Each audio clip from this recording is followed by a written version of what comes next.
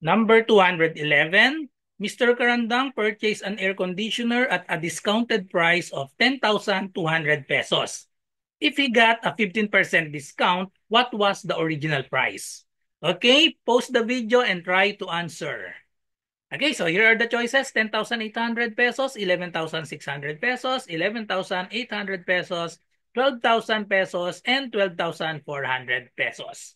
So we just use the formula for the new price or the discounted price.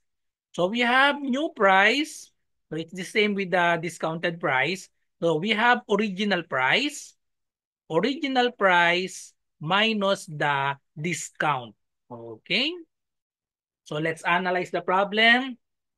Mr. Garandang purchased an air conditioner at a discounted price 10,200 pesos. So this 10,200 pesos, this is the discounted price or the new price. Okay? So 10,200, that is the new price. So let's put 10,200 here.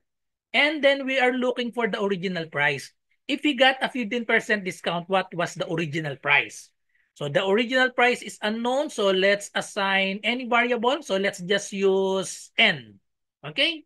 Minus the discount. So the discount is 15%. 15% of the original price. Okay? So 15% in decimal, that is equal to 0.15. Or if you want to use fraction, 15% is 15 over 100. Okay?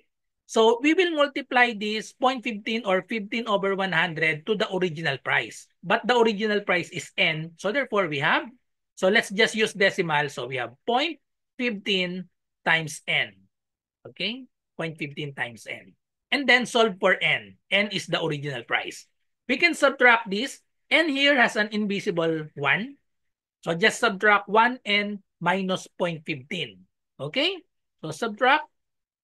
So just subtract. We have 1 minus 0.15. So we can add two zeros here. 1.00 minus 0.15, or just think of this as whole number, 100 minus 15, that is equal to 85. Since it has decimal, therefore it is 0.85. Okay, so we have 10,200 equals 0.85 N. Solve for N. To solve for N, divide both sides by 0.85. So divide both sides by 0.85. Therefore, N is equal to, so let's just, to divide decimals, all we have to do is make the divisor whole number by multiplying both the numerator and denominator by 100 to make this 85. Or simply move the decimal point, 1, 2. Do that also in the numerator, 1, 2. Add 2 zeros. Therefore, the numerator will become 1,020,000. Okay, so we have 4 zeros. Okay. Divided by 0.85 is now 85. And then just divide this manually. Remember, in civil service exam, in college entrance test, and LET, general education, calculator is not allowed. Okay, so let's just divide manually. Okay, divided by 85. So 102 divided by 85, we have 1.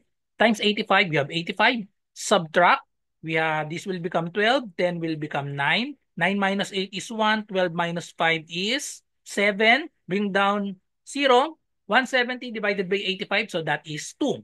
2 times 85, that is equal to 170. Subtract, we have 0. Therefore, just copy the remaining zeros. We have 3 zeros, just copy the 3 zeros. The final answer is 12,000 pesos. So therefore, the correct answer is letter D, 12,000 pesos. If we subtract 15% of 12,000, the answer to that is 10,200, which is the discounted price. So follow me for more content like this.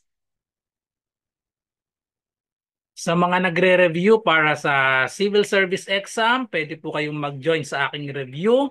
Meron po tayong review para sa Math and Logic via Zoom for only 50 pesos. So ano yung mga kasama dyan sa 50 pesos? Meron tayong 10 sessions, February 10 to 19, 2025, 7 p.m. onwards. So more or less mga 2 hours po yung bawat session natin. 10 sessions po yan, 10 to 19, 7 p.m. Okay, so meron tayong GC at exclusive FB group. Meron tayong Google Forms practice test. Sessions are recorded para kapag hindi kayo naka-attend, mapapanood nyo pa, i-upload ko po yan sa exclusive FB group natin.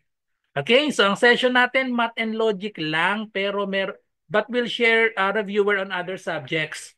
So yung mga reviewer natin sa ibang subjects, i-upload ko po yan sa ating FB group. Yan po yung mga nasa Google Forms na practice test. So ito po yung mga example.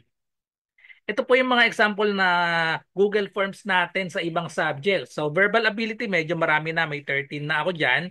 Numerical reasoning, Gen Info, Filipino, and then madadagdagan pa po yan.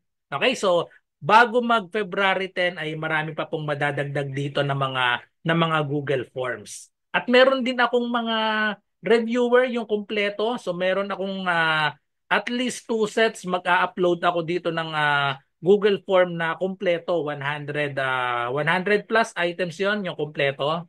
Okay, so ano pang inaantay nyo? I-DM nyo na po ako sa aking Messenger RJ Enseñado.